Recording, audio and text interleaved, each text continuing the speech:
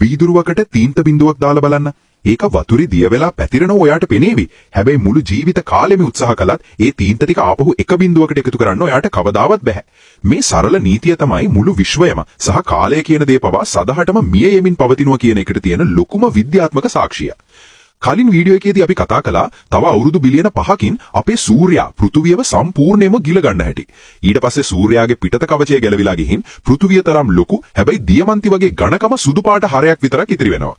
මේකට කියන්නේ white dwarf හෙවත් සුදු වාමන තරුවක් කියලයි. අපේ ඉරට විතරක් නෙවෙයි විශ්වයේ තියෙන හැම තරුවකටම අත්දකින්න වෙන්නේ මේ ඉරණමමයි. නමුත් මේ තරුවලට මොකද වෙන්නේ? මෙතනදි තමයි ස්වභාව ධර්මයේ තියෙන භයානකම නීතිය ක්‍රියාත්මක වෙන්නේ. ඒකට කියන්නේ තාපගති විද්‍යාවේ දෙවන නියමය, හෙවත් එන්ට්‍රොපිය කියලයි. මේ විද්‍යාත්මක ක්‍රියාවලිය ඊටාම සරලයි. රස්නේ තියෙන තේ කෝප්පයක් මේසේ උඩ තිබ්බහම ඒක නිවෙනව මිසක් කවදාවත් ඉබේම ආපහු රත් වෙන්නේ නැහැ. මේකෙන් කියවෙන්නේ විශ්වයේ තියෙන ඕනෑම ශක්තියක් කාලයත් එක්ක එක තැනක ගොනු වෙලා තියෙන්නේ නැතුව හැමතැනම සමානව විසිරීලා යනවා කියන එකයි.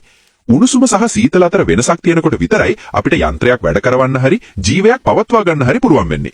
මේ එන්ට්‍රොපිය නිසා ට්‍රිලියන ගණනක් අවුරුදු ගත වෙද්දී අර ඉතිරි වුණු සුදු වාමන තරුවල තියෙන රස්නය පවා අභ්‍යවකාශයට නිකුත් වෙලා ඒ තරු සම්පූර්ණයෙන්ම කළු පාට වෙනවා. අලුතෙන් තරු හැදෙන්න තියෙන වායු වලාකුළු සියල්ලම ඉවර වෙනවා. අවසානයේදී විශ්වයේ ඉතිරි වෙන්නේ කළු කුහර විතරයි.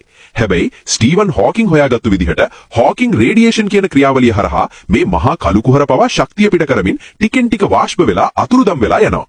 අන්තිමේදී මුළු විශ්වයේම උෂ්ණත්වය නිරපේක්ෂ ශූන්‍යයට වැටිලා කිසිම පරමාණුවක් හෙලවෙන්නේ නැති ආලෝකයවත් නැති මහා අන්ධකාරයක් ඉතිරි වෙනවා.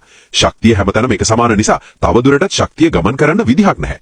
එතනින් පස්සේ කිසිම දෙයක් කිසිම තැනක සිද්ධ වෙන්නේ නැහැ. කිසිම දෙයක් සිද්ධ වෙන්නේ නැති නිසා අතීතය සහ අනාගතය කියන වෙනසක් නැති වෙනවා. ඒ කියන්නේ කාලය කියන දේ පවා එතනින් සදහටම නතර වෙනවා. මේ භයානක විද්‍යාත්මක ක්‍රියාවලියට තමයි හීට් ඩෙත් හෙවත් විශ්වයේ තාපජ මරණය කියන්නේ. ඊළඟ වීඩියෝ එකකින් අපි කතා කරන්නේ මේ මහා විනාශය වෙන්න කලින් අතිශය දියුණු වුණු අනාගත මිනිසයා ස්ට්‍රිං තියරි සහ ක්වොන්ටම් භෞතික විද්‍යාව පාවිච්චි කරලා බහු විශ්ව සංකල්පය හරහා වෙනත් විශ්වයකට පැන ගන්න හදන අතිශය සංකීර්ණ විද්‍යාත්මක මෙහෙයුම ගැනයි.